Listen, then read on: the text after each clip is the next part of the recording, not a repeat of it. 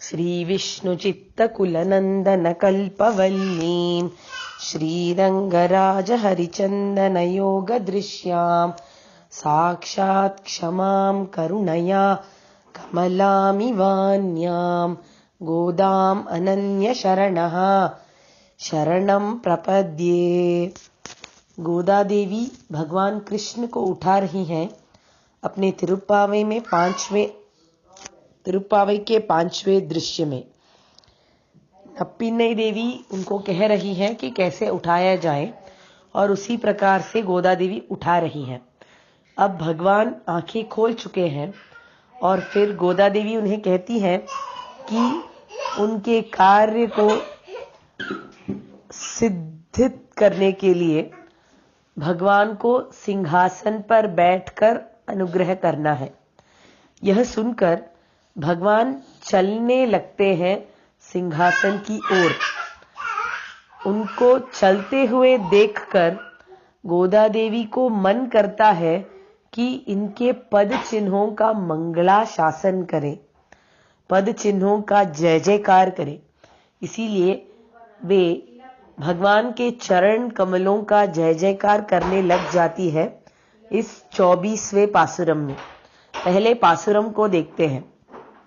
அன்றுவுலகமளந்தாயடி போற்றி சென்றங்கு தென்னிலங்கை செற்றாய் திரள் போற்றி பொன்றச் சகடம் உதைத்தாய் புகழ் போற்றி கன்று குணிலாய் எரிந்தாய் கழல் போற்றி குன்று குடையாய் எடுத்தாய் குணம் போற்றி வென்று பகை கெடுக்கும் நின் கையில் வேல் போற்றி என்றென்றும் சேவகமே ஏற்றிப் பறை கொள்வான் इंद्रियाम वंदो मिरंगेलो नेम्बावाई।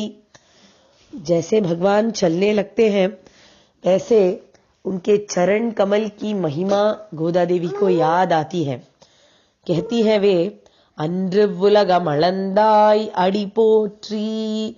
हे भगवान, उस दिन आपने अपने इन पद चिन्हों से, इन चरण कमलों से तीनों लोकों को मापा था। अन्रुवुलगम अलंदाई, उस दिन आपने इस दुनिया को माप लिया था। अड़ी पोट्री, उन चरण कमलों का जय जयकार हो, ऐसा कहती है। उन्हीं चरण कमलों का जय जयकार अन्य अवतारों में भी करती है गोदा देवी। यही चरण कमल उस दिन पूरे भारत को लांघ कर लंका जाकर रावण पर विजय प्राप्त करने वाला चरण कमल भी है। सेंद्रंग तेन्निलंगई चेट्राई तिरल पोट्री, उसको याद दिलाती है इस वाक्य में गोदा देवी। सेंद्र अंग, उस दिन उधर जाकर लंका में तेन्निलंगई सेट्राई तिरल पोट्री, जय प्राप्त किया था अपने प्रभु। उन चरण कमलों का जय जयकार हो। इन चरण कमलों में रामावतार में ऐसा कार्य किया, कृष्णावतार में कितने सारे काम किए, उन सब के बारे में गोदा देवी कहती हैं। பொன்றச்சகடம் உதைத்தாய் पुगड़ पोट्री, उस दिन शकटासुर नाम का असुर आया था जब भगवान कृष्ण 2 महीने का बालक थे।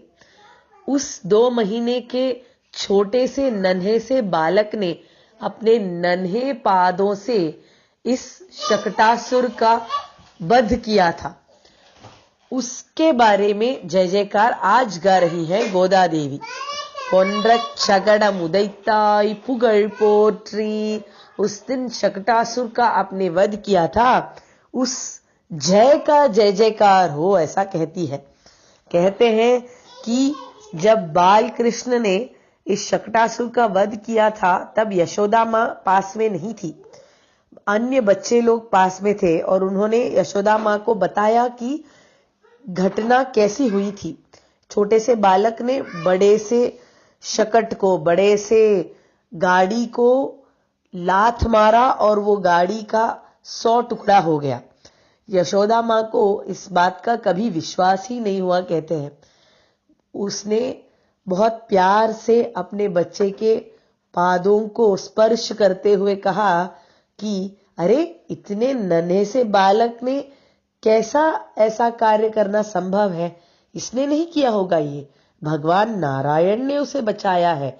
उस नारायण का जय जयकार हो करके उस दिन भगवान नारायण का जय जयकार यशोदा माँ ने किया था।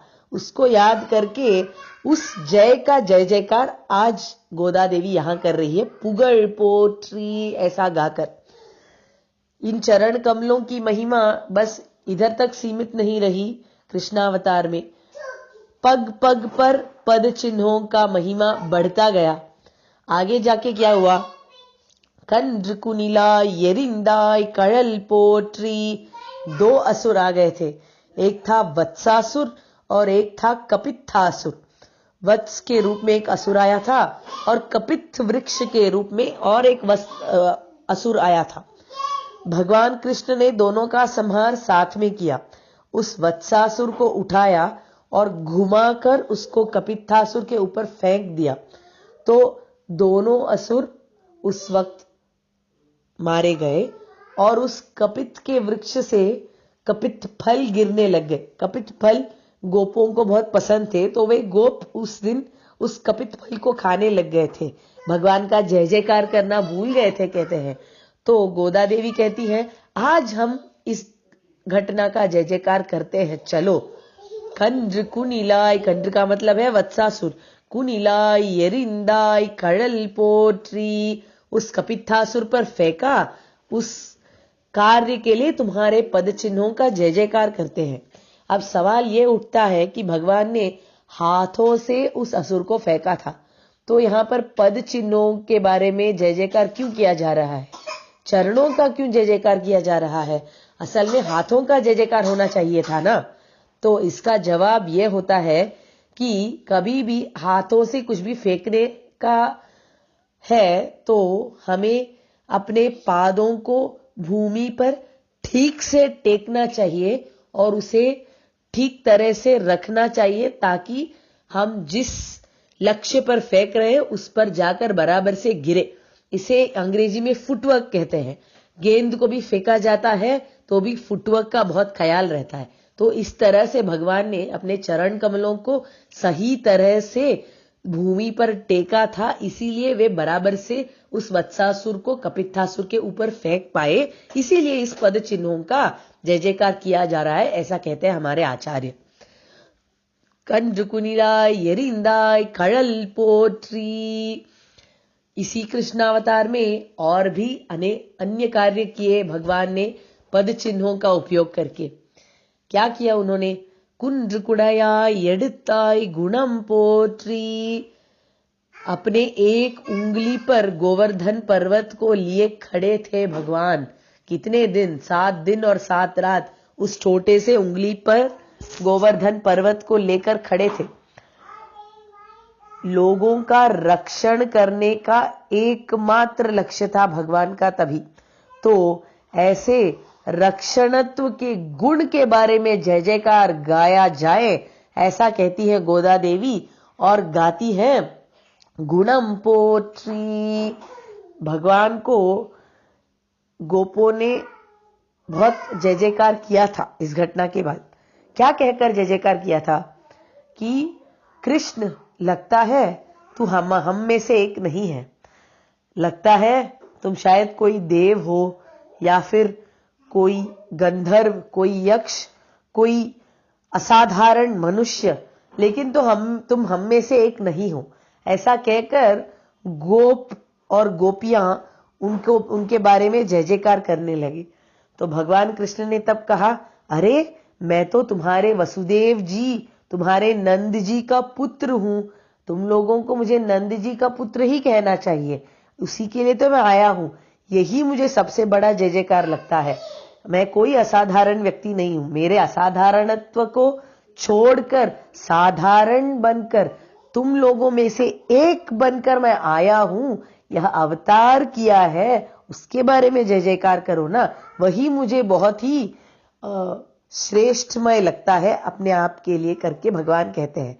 पर ब्रह्म परतत्व होने के बावजूद भी भगवान में इतना सौलभ्य है कि वे उतर कर अवतार करके हम लोगों में से एक बन के रहना चाहते हैं। ऐसे गुण का जय जयकार होना चाहिए, इसीलिए गुणम पोट्री कहती है गोदा देवी। आगे कहती है वेन्नृपगई केडुक्कुम निन कैयिल वेल पोट्री। भगवान के हाथ में वेल है बोलती है। वेल एक आयुध होता है जो कि सुब्रमण्य जी के हाथ में पाया जाता है। कहते हैं कि स्कांद पुराण कहता है कि कुमार धारा करके एक तीर्थ है अपने तिरुपति के यहाँ। उधर कुमार सुब्रमण्य ने भगवान नारायण की उपासना करके उनसे यह वेल को प्राप्त किया था। यह वेल भगवान रखते हैं अपने षोडशायुधों में से एक आयुध बनाकर। 16 आयुध हैं भगवान के पास, जिनमें से वेल भी एक है, और शत्रुओं का निरसन करने के लिए भगवान इसका उपयोग करते हैं। और उन्होंने यही वेल को देव सेनापति सुब्रमण्य जी को कुमार धारा के यहाँ दिया था। उसके बारे में यहाँ गोदा देवी जय जयकार करती है। निनकैयिल वेल पोट्री, ऐसा जय जयकार करके क्या कहती है आंडाल देवी? என்றென்றும் சேவகமே ஏத்திப்பறை கொள்வான் இன்று யாம் வந்தோम। ऐसे हमेशा हमें आपके बारे में जय जयकार करते रहना चाहिए। हम आए हैं उसी के लिए, जय जयकार करने के लिए ही, मंगला शासन करने के लिए ही हम लोग यहाँ आए हैं। इरंगेलो रेम्बावाई, हम लोग इतना दूर आए हैं, आपने इतने सारे अवतार किए हैं, हमारे लिए अब जरा उठकर आ जाइए, हमारे लिए उतरकर कृपा कीजिए। ऐसी प्रार्थना गोदा देवी भगवान के पास रखती है। यह मंगला शासन करने का गुण गोदा देवी ने अपने पिताजी से पाया हुआ है। उनके पिताजी श्री विष्णुचित्त जी, जिनका नाम पेरियाழ்वार था, उनकी आदत ही थी कि भगवान का मंगला शासन करते रहे। भगवान जो सर्व विश्व के पालक है, यह पेरियाழ்वार को लगता था कि उनको नजर लग जाएगी। इतनी प्रेम की भावना उठकर थी उनके मन में एक मां की तरह कि वे भगवान का रक्षक बनके उनका मंगला शासन करते थे। ऐसा ही गुण इस पेरियाழ்वार की सुपुत्री आंडाल गोदा देवी ने पाया है, इसीलिए वे भगवान की मंगला शासन करती है इस 14वें पासुरम में। कवितार्किक सिंहाय कल्याण गुणशालिने श्रीमते वेंकटेशाय वेदांत गुरवे नमः।